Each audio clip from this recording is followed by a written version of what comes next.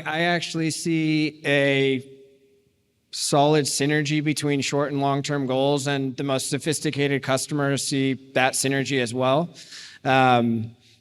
So I would say the macroeconomic conditions are changing the landscape, and we've talked a lot about that.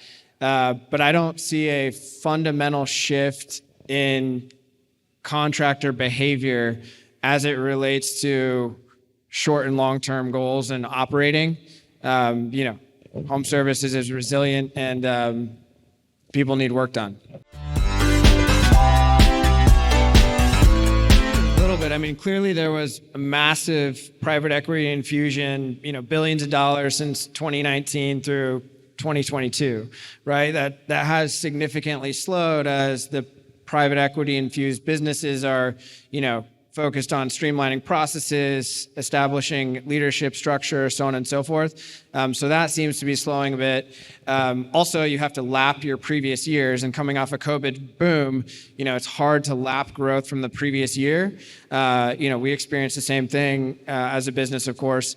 But I would say instead of expanding geographies, they're, adding another hook into the current geography, so expanding service categories. We do see that as a behavioral change, and I'd say early days on that one. Yeah, I think we see maybe a little bit more conservatism creeping into some decision making, with competitors and others.